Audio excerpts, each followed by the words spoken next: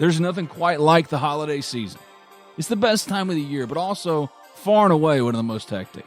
Simplify what you eat with Factor, America's #1 ready-to-eat meal delivery service. My wife's a teacher, and Factor's had her covered for lunches at school. The jalapeno cheddar chicken is her favorite meal so far, while I've quickly taken to the creamy Parmesan chicken and green pepper and beef casserole as Ole Miss football rings in the postseason and it's prime recruiting season. We haven't skipped a beat at our house because we can rely on Factor. Factor's fresh, never frozen meals are ready in just 2 minutes. All you have to do is heat and enjoy. What are you waiting for? Head on over to factormeals.com/TOC50 and use our special Talk of Champions promo code TOC50 to get 50% off. That's right.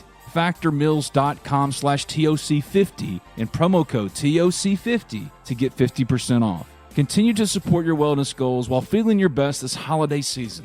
Try Factor today, a proud sponsor of the Talk of Champions podcast network. Are you looking at cutting your health insurance premiums by as much as 20 to 30%? Are you aging into Medicare and need help finding a Medicare supplement plan? Call Drew Moak of USA Benefits Group at 601-953-8449. Drew is an Ole Miss grad located in Mississippi and licensed in 7 states. He works with the nation's second largest health insurance brokerage with access to 35 different carriers, and he can help you with any of your health insurance needs. From regular health plans to life insurance to dental and vision and even Medicare, he has it all covered. Now more than ever, it is critical to have a health insurance agent who is local and accessible. So call Drew Moak at 601-953-8449 and get your free quote today.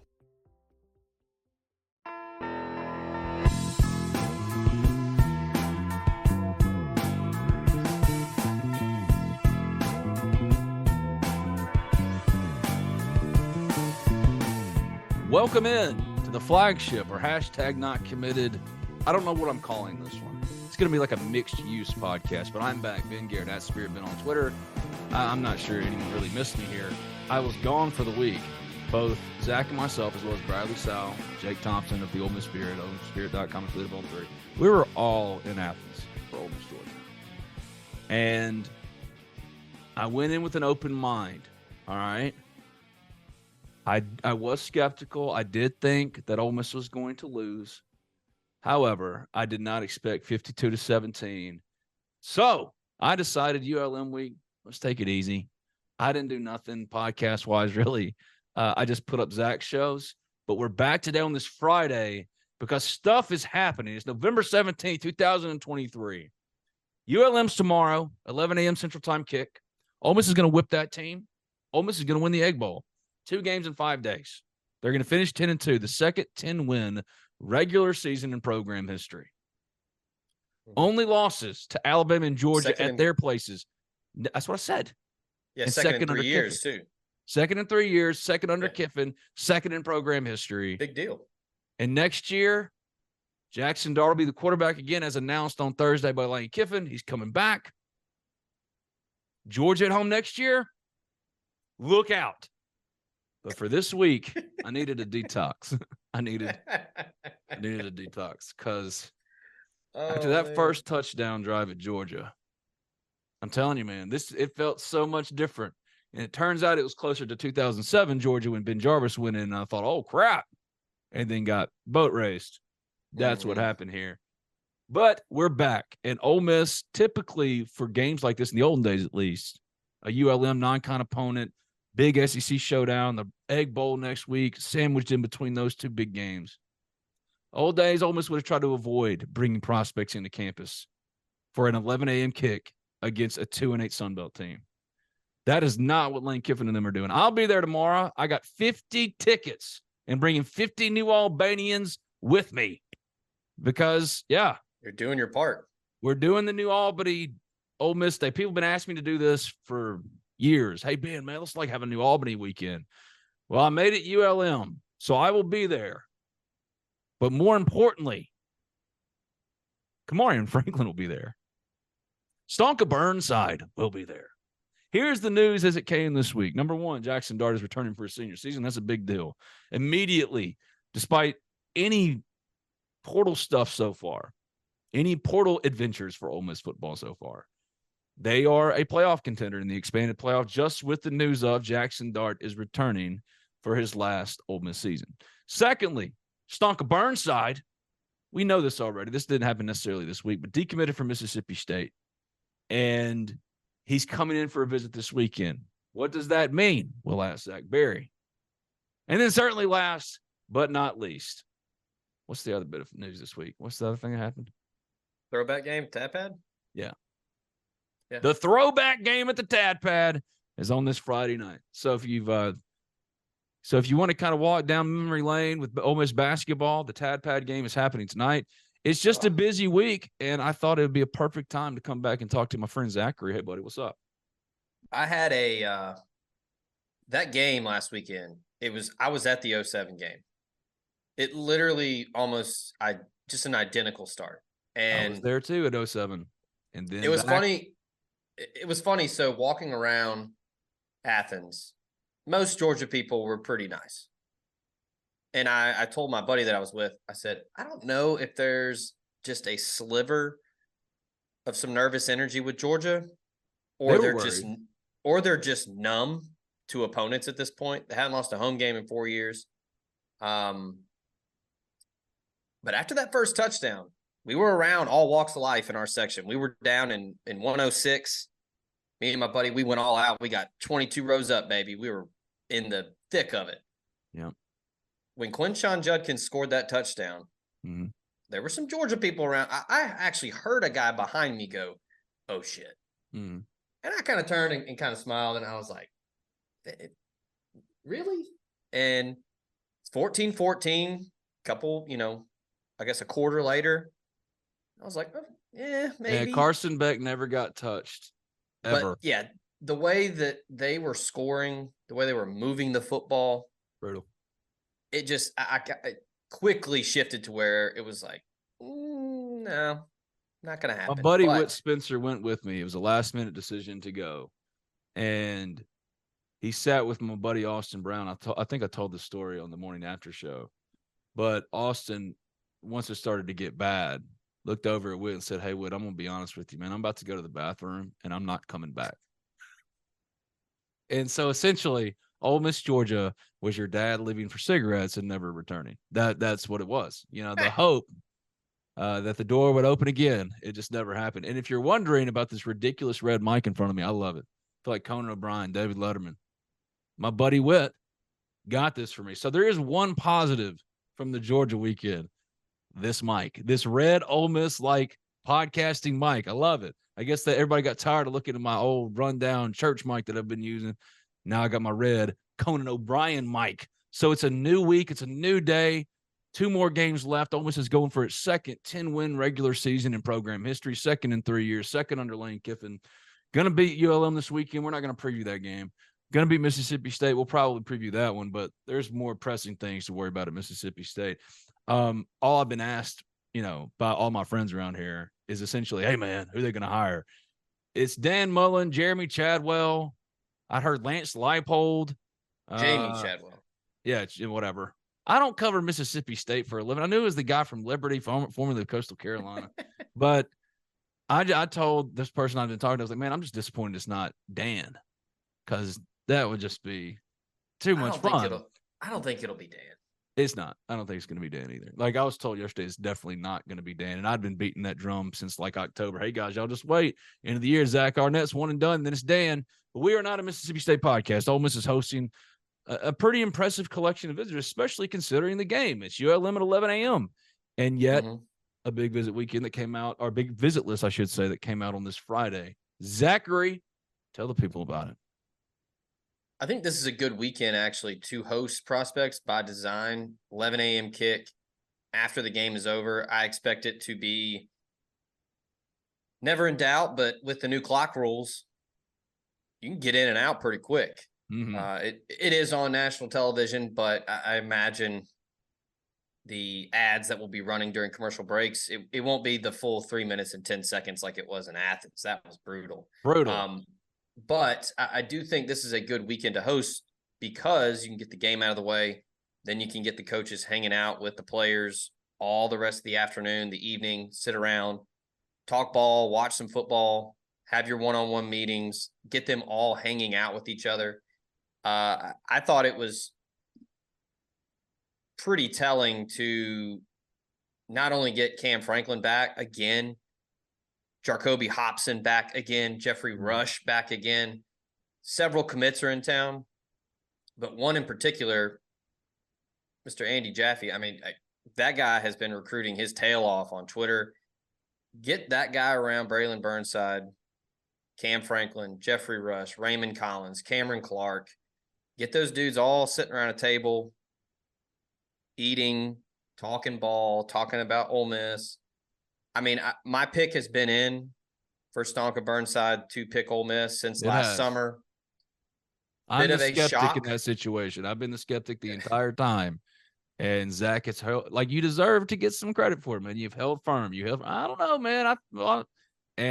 Despite my skepticism, I wasn't the only one. Many skeptics out there. Turns out Zach was right on. Maybe we should listen to him. I was actually pretty surprised he came out and said it when I talked to him this week. But he mentioned the struggles at Mississippi State, the play calling. And we had talked about this on this show where I said I think he's a smart enough guy to know it's not a good fit.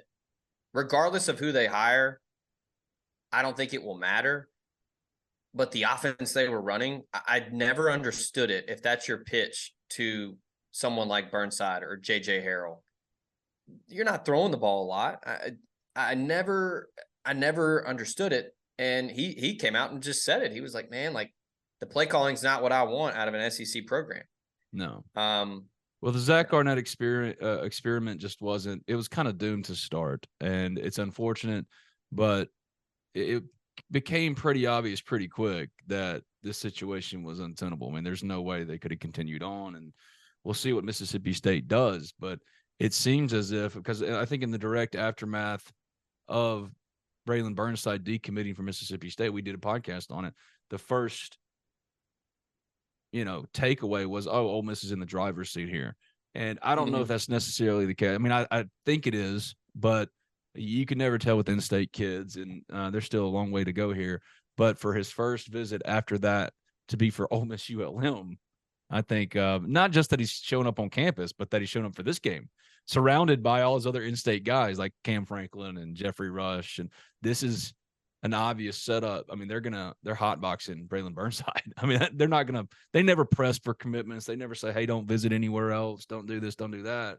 But this is the red carpet for Braylon Burnside. So if you were needing to feel like me, motivated this week after the letdown at Georgia, well, there's plenty to, perk your head up. Be it Jaxson Dart returning. Braylon Burnside's coming in for the game this weekend. If Braylon Burnside could come in and you want to win at Georgia next year at home against Georgia, these are the kind of players you want to get. So Braylon Burnside's coming in this weekend. Jaxson Dart is returning. I don't want to kind of breeze past that, because if you look at the rest of the visit list, it's the complete is Stonka and Cam Franklin and Jeffrey Rush, Therian Alexander, Jacoby Hobson, and that's it. So it's not like it's a huge, extensive list. I don't want to breeze past this Jaxson Dart news. It's very big news. And Lane Kiffin announced it on Rev Talk in the most Lane Kiffin way ever. Just said, I guess I can talk for Jaxson. Yeah, he's coming back for a senior. The biggest Ole Miss story, honestly, of the year to date. So what did you think about that? What does that mean? I think the first question we got on the message board on the Ole Miss Spirit, OleMissSpirit.com, and affiliate of On 3 was, what does that mean for Walker Howard?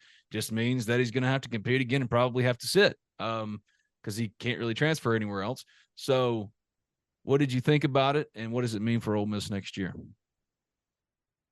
I'd kind of heard some rumblings here and there that there might be a chance for a grad transfer move. I mean, talk about a cool storybook, movie script type thing.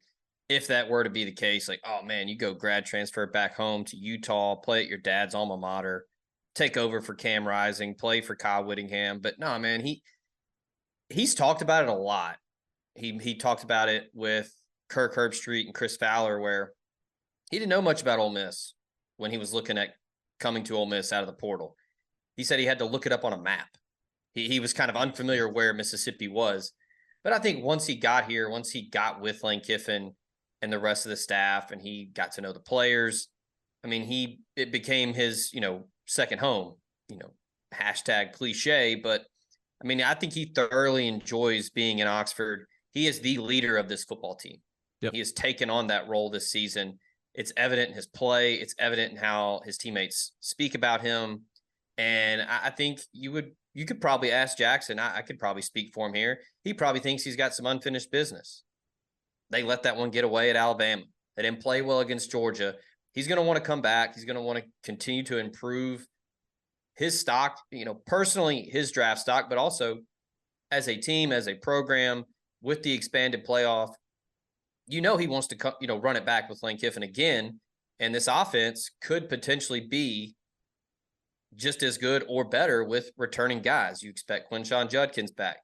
Caden Prescorn's got a decision to make. Jordan Watkins, Dayton Wade, Trey Harris, they've all got decisions to make on whether or not they want to come back and play in 2024 with him. So it's huge news. I mean, it dropped last night. We were all over it.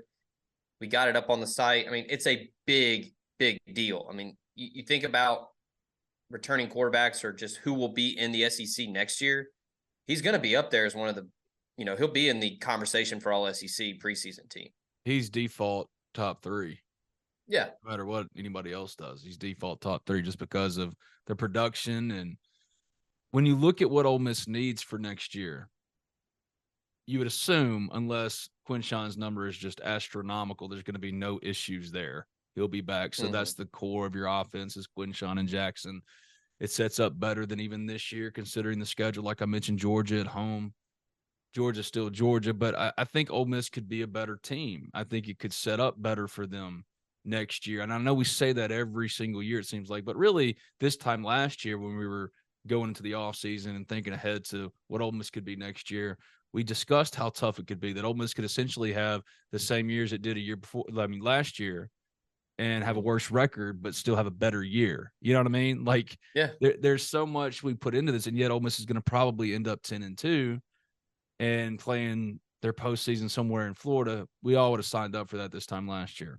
Yeah. This time next year, the hope is that Ole Miss will have taken a step, because not only is the schedule better suited for a real contending run, even though this one was too, turns out, and Ole Miss, I mean, winning road games, even one, but both against Alabama and Georgia at home is just, it's the tallest of task. But you've got the expanded playoff.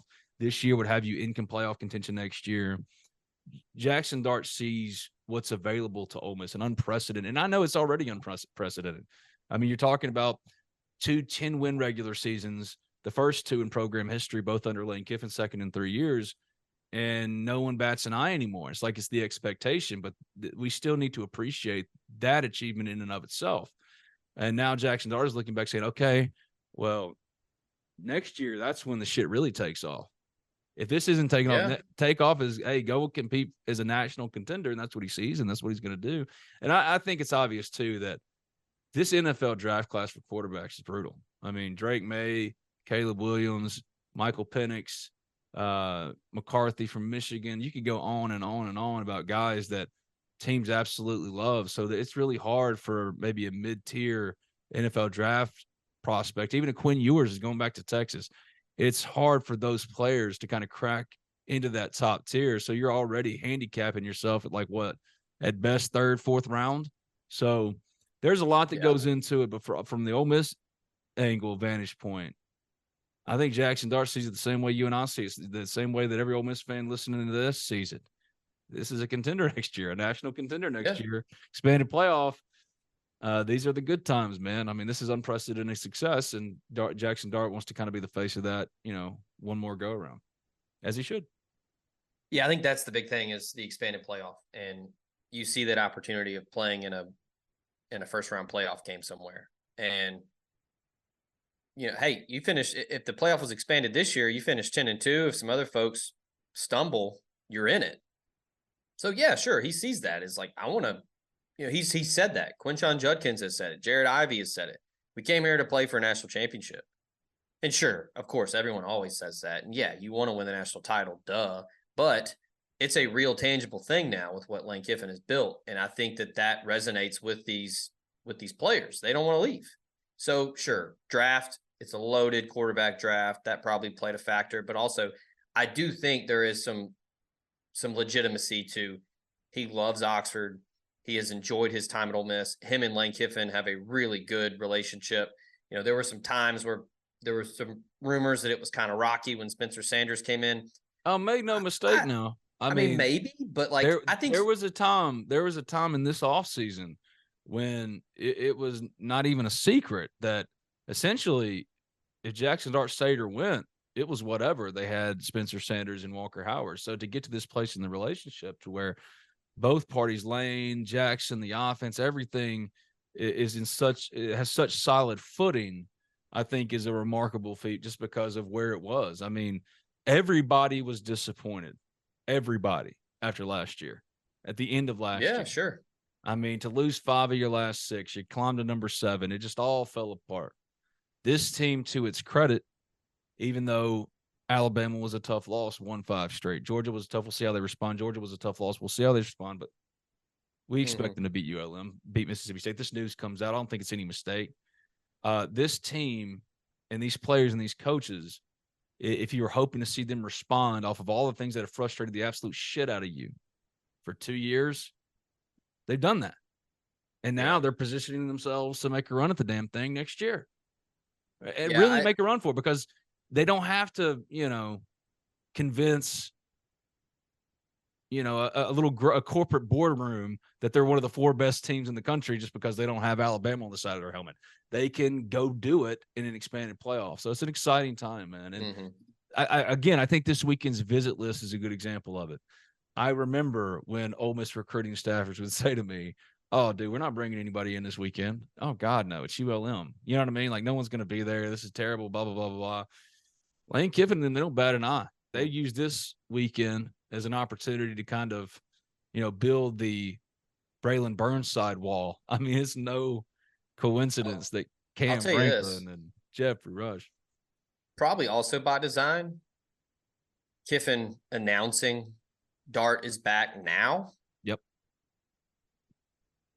Levels. Hey guys in the portal. 3-year starter coming back. Yep. You want to catch some footballs? Yeah. You want to have 700 yards receiving? Come on down. Braylon Burnside. Here you go, bud. You want to come in and be a freshman All-American?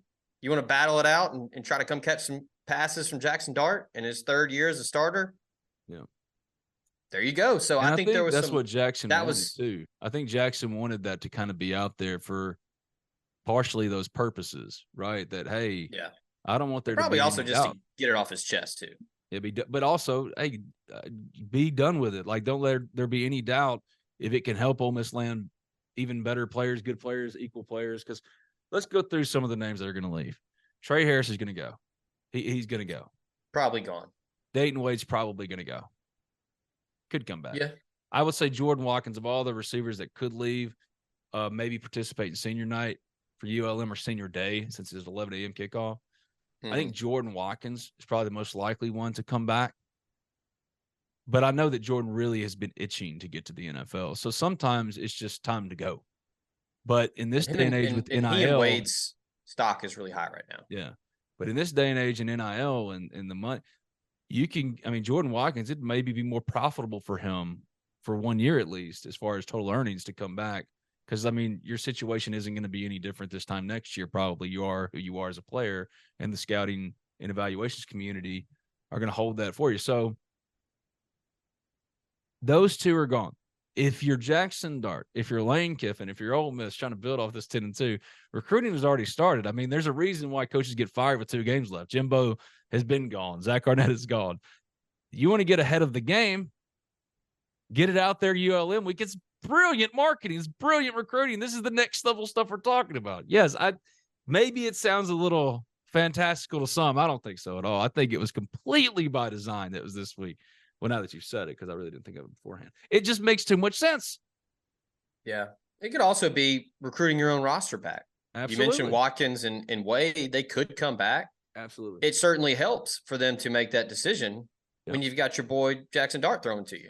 Correct. I'm sure they like Walker Howard. I'm sure they love Walker Howard. I'm sure they love Austin Simmons. I don't know about I see you're missing. Somebody's not in there.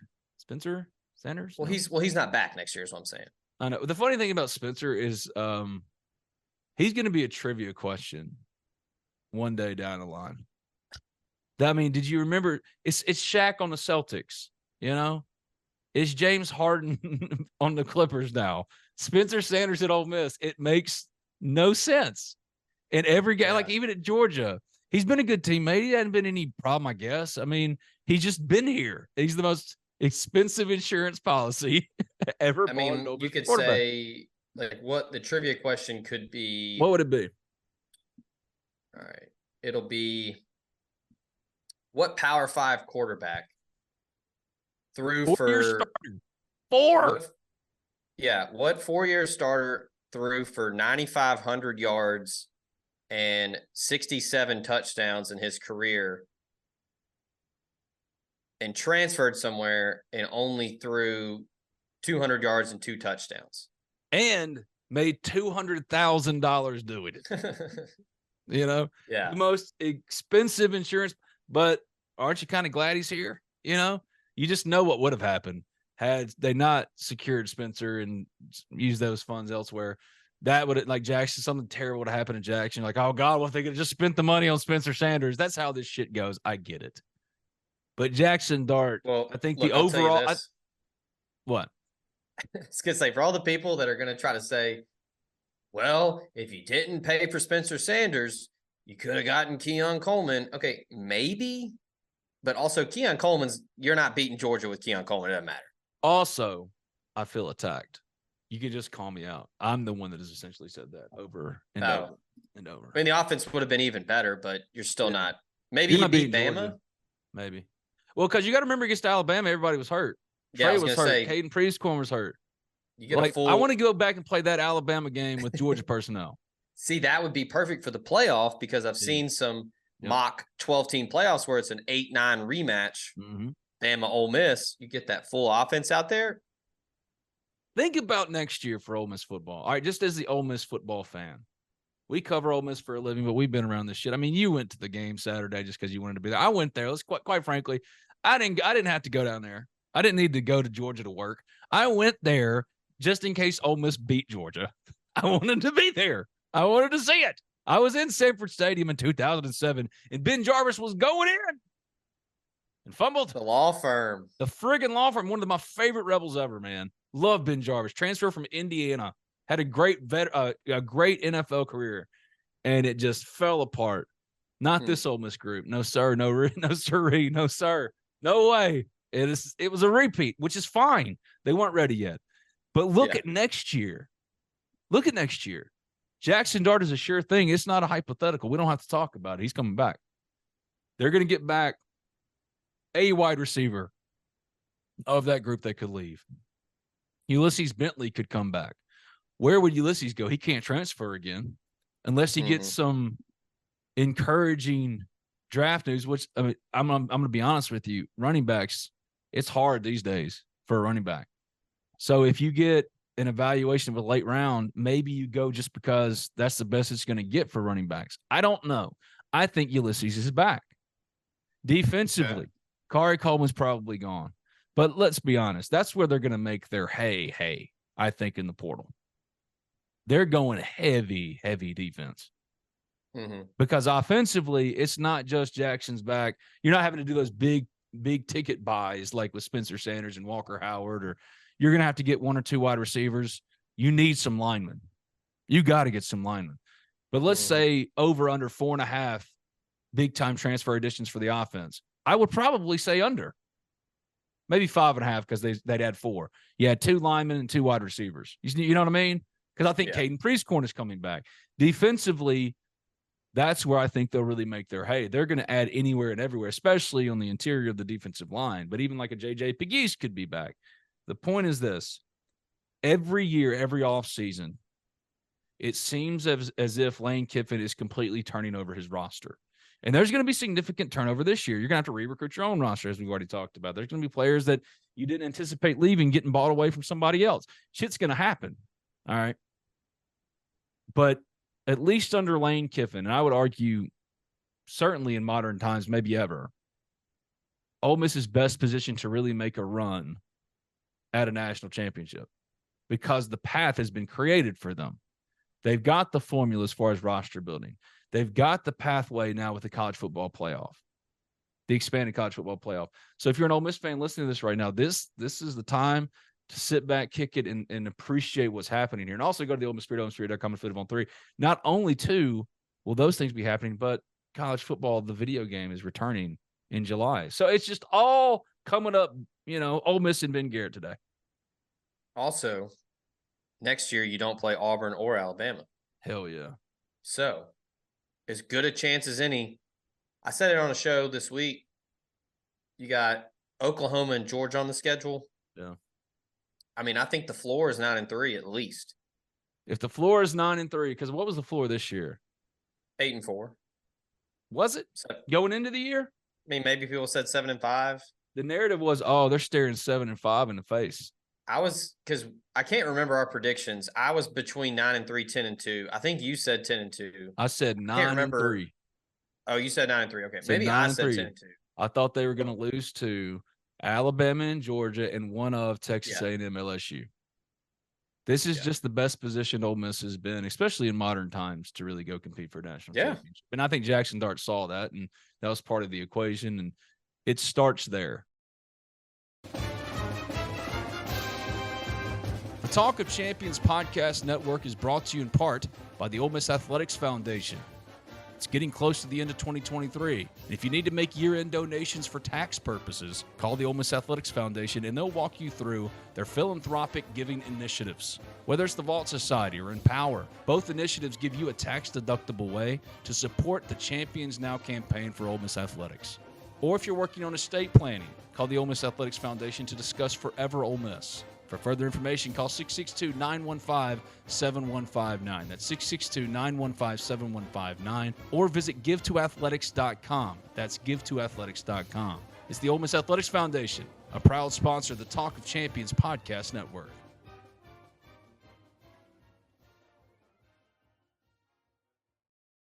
The car buying process can be a lot.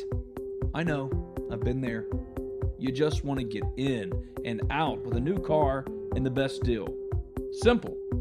Allen Samuels Chrysler Dodge Jeep Ram of Oxford keeps it simple.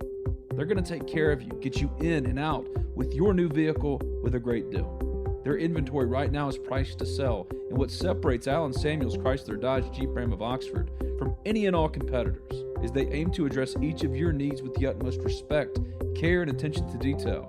Contact them today at 662-234-8000. That's 662-234-8000. Stop by and see them in person at 2201 East University Avenue in Oxford. That's Allen Samuels Chrysler Dodge Jeep Ram of Oxford to find your next perfect car, truck, or Jeep. Allen Samuels, let's be friends.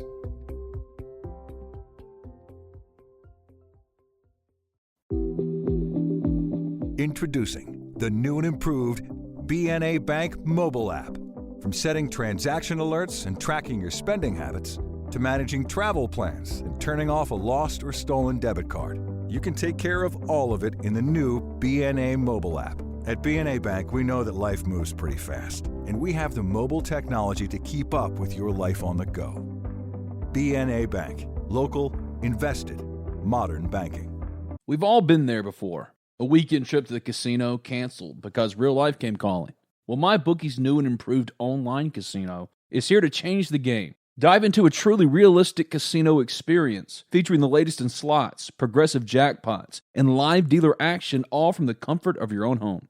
Take advantage of weekly blackjack tournaments and a brand new collection of high-end games for a chance at real cash rewards. The MyBookie Casino provides a Las Vegas experience when the action's in your hands. And the best part is you don't even need to wear pants. Your adventure at the MyBookie Casino begins today with a generous sign-up bonus using promo code TOC for Talk of Champions, TOC. That's promo code TOC to secure yourself a sweet deposit bonus.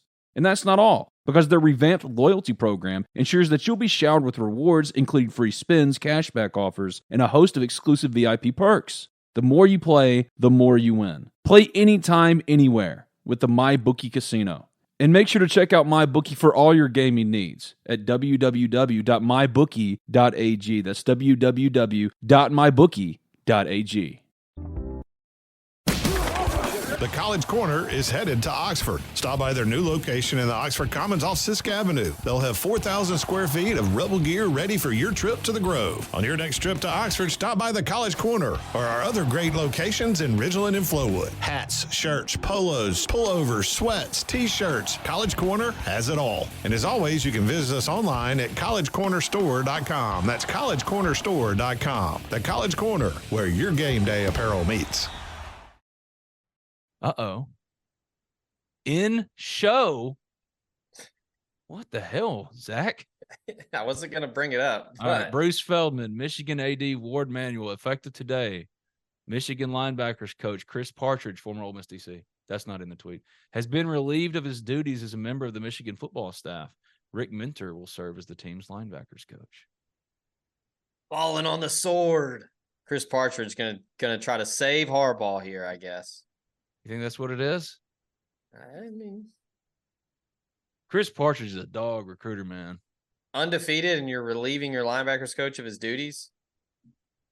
Man, I hate that for Partridge. Partridge was great at Ole Miss. I know he wasn't a defensive coordinator, and that's a Kiffin decision that you can criticize. Great guy. Great guy. Hell of a recruiter. Was awesome to talk to. Yeah. That dude eats, sleeps, and breathes football. This is all what? Oh, I mean, you hate to see it happen to the good folks up in Ann Arbor, the leaders and legends that they are. We've come a long way since Jim Harbaugh was at the Oxford IHOP. This is hilarious. Oh, God. See, here's the thing. It's not personal, but it is. I don't really know any Michigan people, like hardcore Michigan people. I'm not attacking them. I'm not coming at them. They didn't do anything. They're fans. They contributed. They didn't put on binoculars or pick up binoculars and put on a disguise to go, steal signs and shit. This is all Jim. But the fact that this fan base, and it's not completely representative at all of their fan base, but on Twitter is so insufferable and so loud. And especially back when Ole Miss was going through its NCAA investigative case in 2016, 17, 18, dealing with all that, and the holier than thou, and now the sanctimonious shit coming out as they deal with the same thing. It's just fun to be on the other side of it and to kind of laugh and have fun with it. That's my whole thing. Is it's not personal. That's all I'm saying. Just acting like, oh, how dare you accuse us? How dare you? Of some unsavory actions. We listen to NPR all day. That just makes you boring. I love NPR, but shit, man. Yeah, it's just, come on, get over yourself. But Michigan. Chris Partridge has been relieved of his. What do you make of it? I think this is a falling on the sword type thing. This is, hey, well, Connor Stallions, he's gone. Now Chris Partridge, they were the problem, not Jim Harbaugh, not the program. These lone wolves went on their own accord and tried to sabotage and smear the good name of Michigan. How dare you sully the Michigan name? First of all, would I put it past Chris Partridge for stealing signs? Absolutely not. I wouldn't put it past any coach that I've gotten to know. I mean, most people try to steal signs if they can. Yeah, but the idea that Chris Partridge was like some mastermind or like some independent, bad actor here is just freaking asinine. Now watch it come out that they have extensive proof that Chris Partridge was doing something crazy. But dang, I hate that for him because he returned home. That's where Ole Miss pulled him from. Michigan was home for him. The key there is that there was no reason given. Yeah. So we have to speculate. We don't have to. We just are choosing to. Well, I mean, it's more fun to speculate. Yeah. Especially about Michigan, who's getting all I know, man. Turnabout is fair play. You know what I mean? Or just don't throw stones in glass houses, man. Everybody's got their shit. Chill out. That's all I'm saying. Next time, let it be a learning. I hope nothing really bad happens to Michigan. I really do. I think it's all silly. Who cares? Yes, try to steal signs. All right, of course you do. If you get caught, pay a fine. Make it really hurt, But suspend them from a bowl for 1 year. There should be a deterrent from doing dumb shit. However, this is not personal. It's just funny because Michigan fans, it all comes back, man. Ultimately, it all comes back, you know? God, Do we want to talk about some other notable visitors and potential visitors this weekend? Yes. I think one in particular, I think Ole Miss fans need to know. If you haven't read the interview I did with him, it is at omspirit.com. You can find it. It's a couple weeks ago. Shakai Mills-Knight, the 2025 running back from Baylor School in Chattanooga. He will be back in town this weekend. That's notable. Originally from Canada. Played football in Canada, but he is now in the States. He's playing at Baylor School. Really good. Speaking of Canada and Ole Miss, Tavius Robinson balling out for the Ravens last night. See this? First career sack. Hell yeah. Anyway, continue. Wanted to give him a shout. Yeah, absolutely. First year in the States playing at Baylor School. Really, really, really good program in East Tennessee. He's back for another visit. I think his name is going to continue to blow up. Ole Miss offered him first. Talked about how much he admires Kevin Smith, his track record as a player, as a coach. He really likes Ole Miss. A lot of Ole Miss people around that school, around that program. And then, of course, they get Bryson Sanders last cycle. Sure, he's been talking to him about Ole Miss, but he will be back in town. He is a stud. He is currently unranked by On3, but I imagine he will be a high 3-star, maybe a 4-star before it's all said and done. That's one to keep an eye on. I'm not saying commit watch or anything, but he really likes Ole Miss and he's intrigued and he is back. So he's making the long drive over across the entire state of Tennessee down to Oxford after Baylor's semifinal game on Friday. That's a big one. And we talked about Hobson earlier. Again, just back in town. You can't have a guy like that in town enough. I think Ole Miss is in the driver's seat there. If it's not Ole Miss, who is it right now? Bama? For Hobson? No, for Burnside. Oh, for Burnside. I'd probably put Florida State or Oregon up there as possibilities. What about Hobson? Hobson with A&M, with Jimbo being gone, that changes a lot of things. I'd probably say Auburn. Okay. They're gonna try to get in there. But I mean, Pete Golding has been recruiting him for 2 years now. Kelvin Bolden's been doing the same. He's a quiet dude. He doesn't say much, but he is getting closer and closer to he will narrow his top schools list down in December.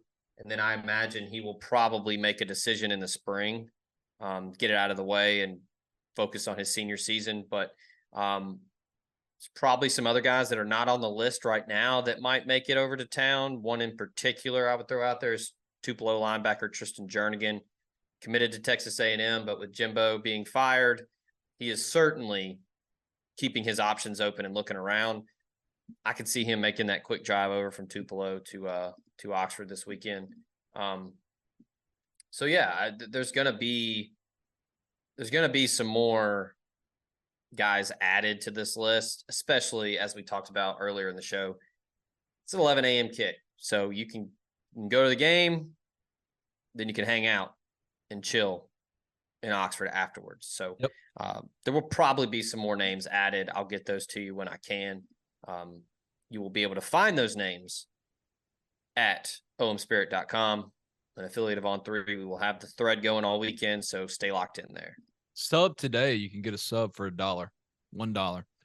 And this is the most fun time. I almost said funnest, like that's a word. This is the most fun time of the year if you enjoy just being a college football degenerate. I mean, this is the time to come to the Ole Miss Spirit, omspirit.com, football 3. Portal's about to heat up. Recruiting is heating up. You got the first of 2 signing periods. And yeah, this is the time. And I'm looking at the portal. There's not a lot of movement yet. I think that's really going to start to take off after Thanksgiving. What do we know for sure about Ole Miss's portal pursuits right now? We know that Deion Smith's probably coming, but golly, man. I feel like we're in the freaking, we're like trapped in a time loop, Put it talking on the about board. Deion Smith to Ole Miss since this time last year. Put it on the board yesterday. I had a source tell me Marley Cook, a defensive lineman at MTSU, could be getting in the portal. He's originally from Water Valley. A really good career at MTSU. He's on some draft boards. He was a Lombardi, a preseason Lombardi watch list guy. Source told me that he wants to play one more year of college at a high level to get more tape for scouts and to play against the best. And that's really where Ole Miss had his most success is with lower level transfers. Like John Saunders is a good example of that from Miami of Ohio. Dayton Way was a walk-on from Western Kentucky. Ja'Cour Pearson's another good example of that, another walk-on from Western Kentucky. Yeah, Ole Miss has really done pretty well. Dejon Anthony. But like their high-profile guys, Zachary Franklin. He's away from the team. Isaac Ukwu. And if you're wondering what's going on with Zachary Franklin, it's quite simple. He's trying to preserve his red shirt. He's played 4 games. Yeah, played 4 games. Doesn't want to play in the 5th. But he's going about it the wrong way. He's going about it the wrong way. His knee's not ready yet. No, but he's going about it the wrong way. He's not even practicing. He traveled to Georgia and opted not to play, and you can tell it kind of irked Lane. But, yeah, I mean, if you're looking at the portal, that's where Ole Miss has had his most successes with lower-level guys. I mean, I think Isaac Ukwu has been a real success story for Ole Miss this year, even though defensively Ole Miss has been up and down as you thought they would, and he hasn't been maybe a consistent, dominant presence from the edge, but he's been really good for them. I'm looking at their roster. Let's run through it real fast. Josh Harris, do you think he stays or goes? Real quick. That's goes. An evaluation for both sides. I'll simply say that. I'll say he goes. I'll say he stays. Aiden Williams. Stays. Come on. All right. Well, they're going to come after him now. Cedric Johnson. I think he goes. I do too. Jaxson Dart is staying. Dejon Anthony is gone, probably. Let's see. Sonny P. Stays. Oh, okay. I don't know. I'm just going through all of them. I swear this is completely. I'll say this. As long as Kelvin Bolden and Derek Nix are on the staff, I agree. Sonny P and Aiden Williams are not going anywhere. You know what's funny is at Georgia, I actually got the Ole Miss official pronunciation of Sonny P's name, and I already forgot. It's terrible. I mean, the official. Well, we know you didn't forget because of all the beer you drank in the stadium because they don't sell any damn beer in that stadium. They do not. I'm still mad about that. I mean, and what's crazy about Athens and Georgia is, I mean, people are just walking around with open containers everywhere except in the stadium. Someone told me that's not a thing. I guess if you're in like a tailgating space, it's fine. But like in the downtown area, everyone told us you can't. Well, I mean, the dude that I followed up it's the hilliest place in the world outside of Rocky Top. It really is. I mean, just straight uphill. And I got turned around a couple times because I'm an idiot and fat and stupid. And I'm out of breath. I'm tired. It's like, dude, show me where I'm going. Some random dude. He was carrying a full-on case of beer walking around campus, just drinking out, like pulling one out, putting one down. Well, shit, maybe we were lied to. I don't know. Anyway, I will say my buddy did just leave a bar when we walked back to the Airbnb, and he was holding a tall boy Bud Light, and no one said anything. So maybe it's cool. It's fine. Jam Griffin, he's already transferred once, so probably staying. Deshaun Gaddy, can he come back? I'm not sure. Some of these, I don't know if they can come back. If Deshaun Gaddy can come back, I could see him coming back. He might come back for the sole reason that he's dropped 2 game-sealing interceptions, and he's just like, by God, I'm coming back, and I'm getting a pick. Braylon Brown, I think this is the year he goes. Probably because of all the receivers they're bringing in. They'll bring Ladarius Tennyson back. He's only listed as a junior. DeMarco Williams has a sneaky good year. I think J.J. Henry, all those wide receivers that are now upperclassmen that haven't played. Braylon Brown, J.J. Henry, Larry Simmons, Jeremiah Dillon. You need to keep an eye on all of them. Jared Ivey could come back, but I think Jared has had a really good year again and is on the NFL radar, and I think he's going to go. Haven't seen a lot of TJ Young at safety. He could come back, I think, but I think his inclination would be to leave.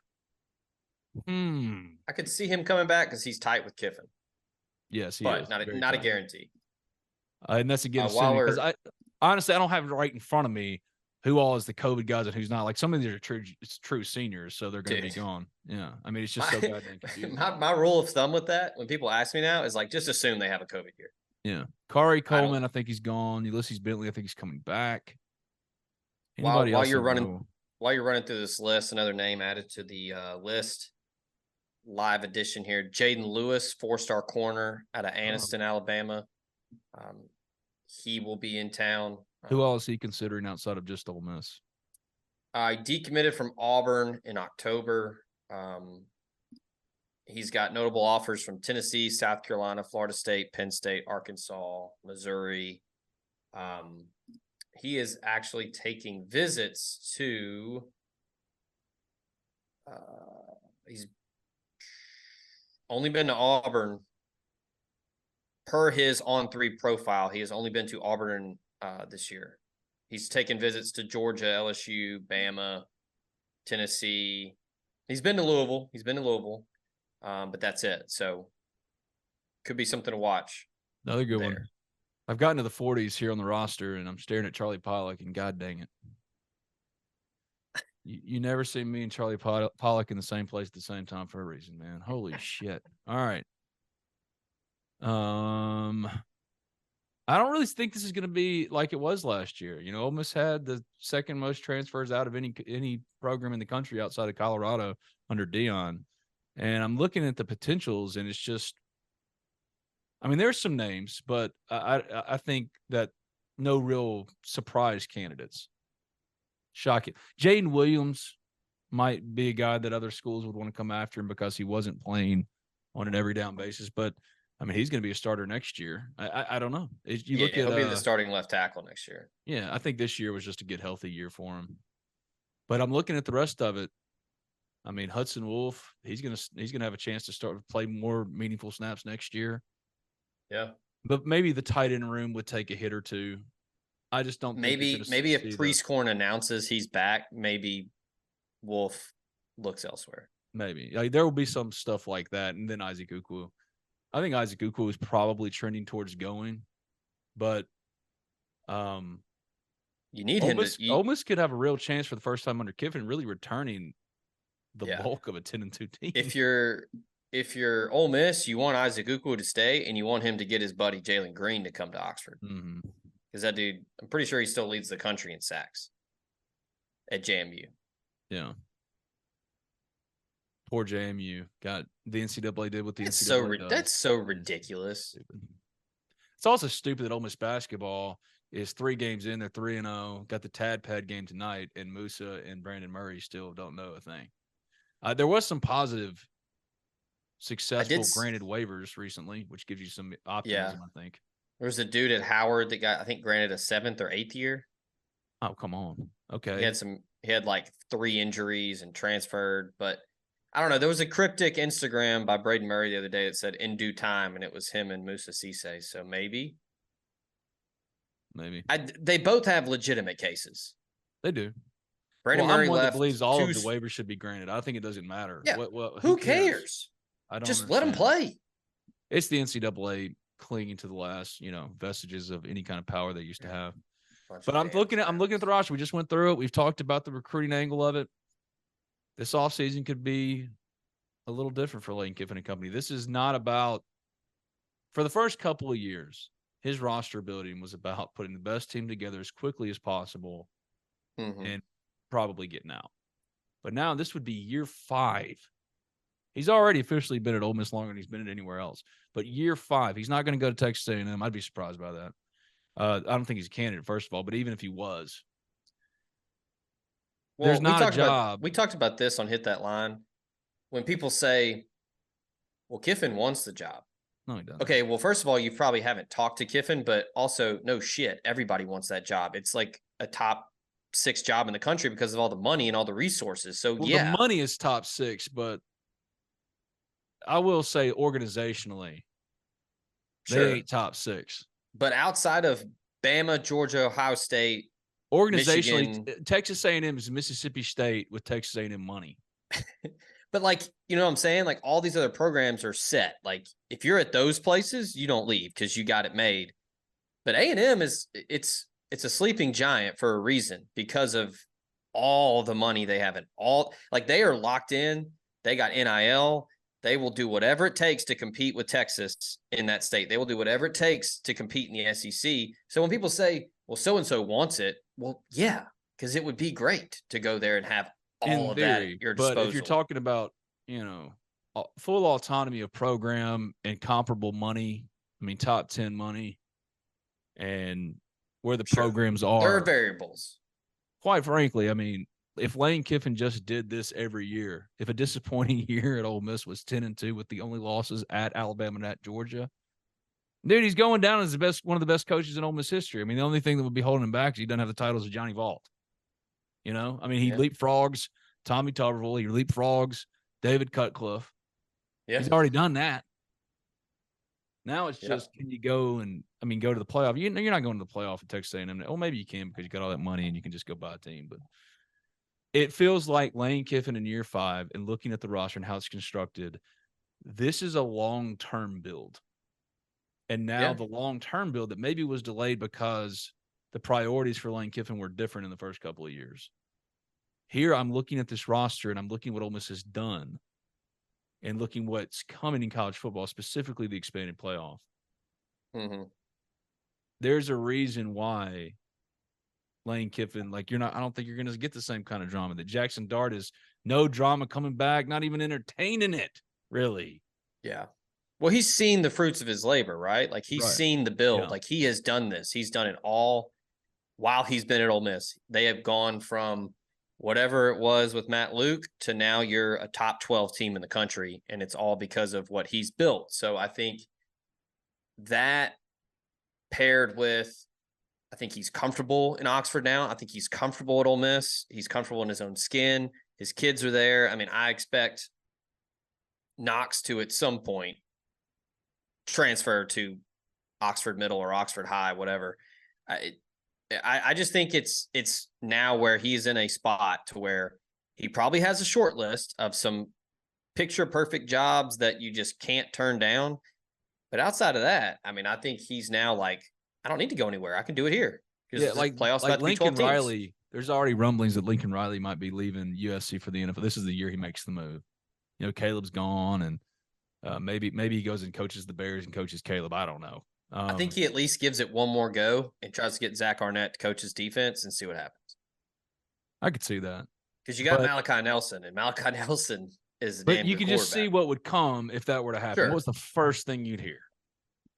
Oh, that's Lane's job. Like Lane wants to go back to USC. No way he's going back. No way. Like I'm trying to think of the game, like the jobs that would really tempt him. Alabama, of course, right? Yeah. I mean, Florida State comes over. I don't think Miami would move the needle for him anymore. I don't either.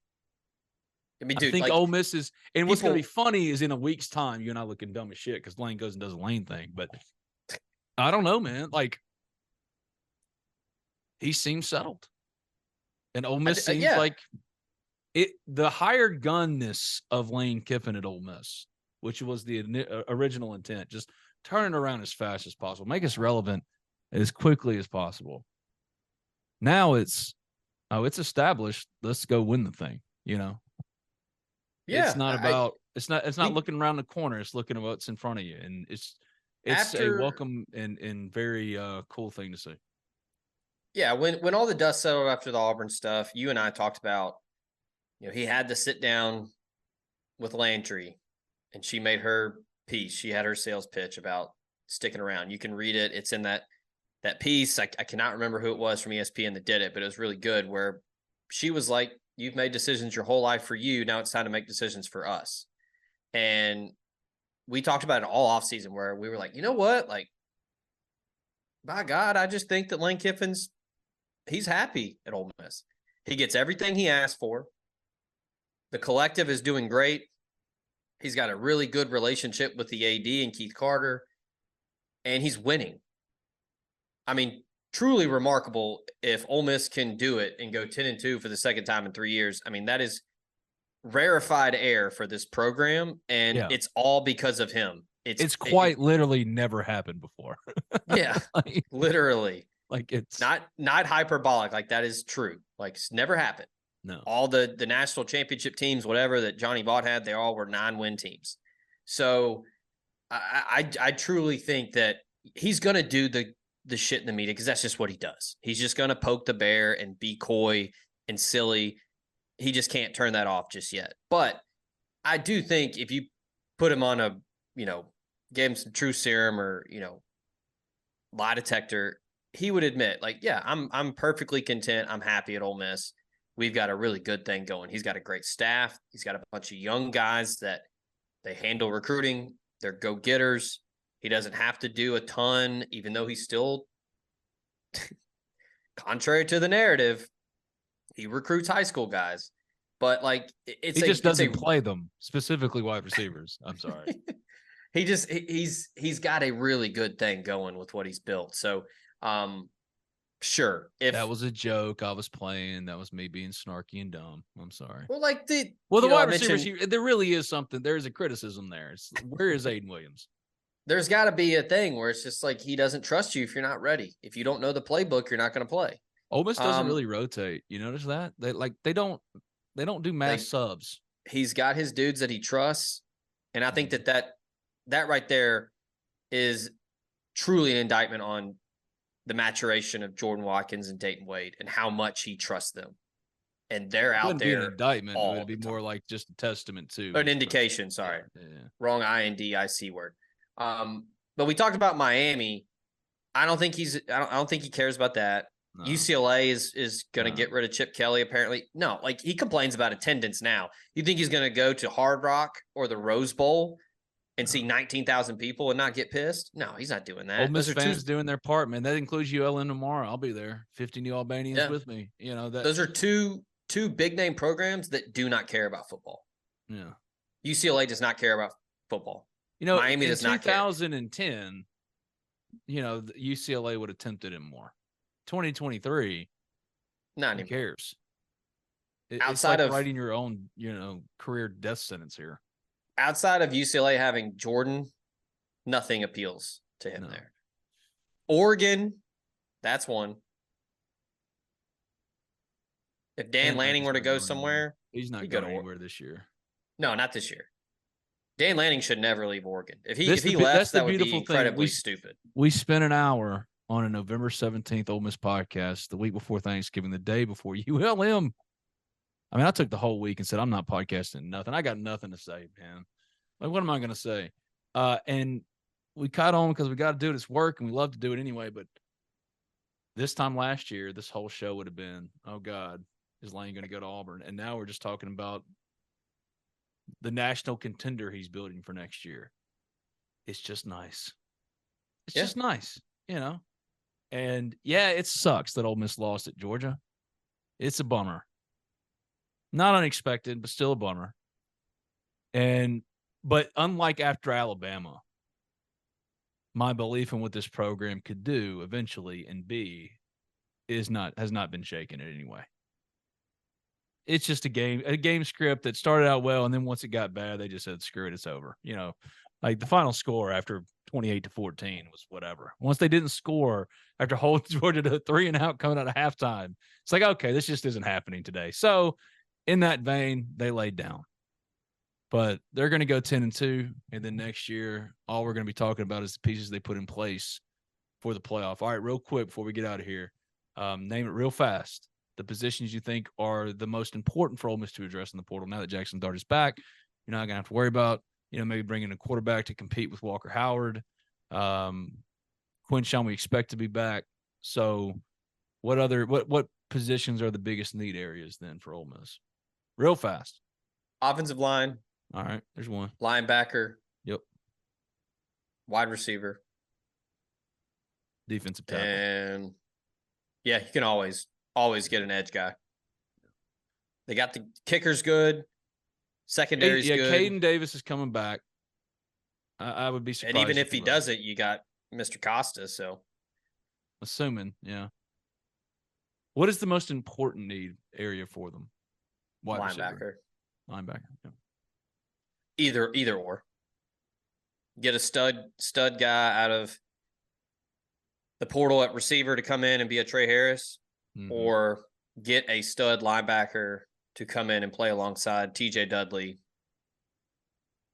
Suntarian Perkins, Tyler Banks, those guys. Because that seems, correct me if I'm wrong, Ben, that seems like the one, quote, hole on the defense. Because the defense has been...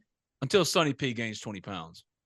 Yeah. Yeah, he's going to get He's going to play safety. He's just too small right now to play. He's going to get there, but they have not had that Chance Campbell, that Mark Robinson that they had a couple years ago. They're missing that guy.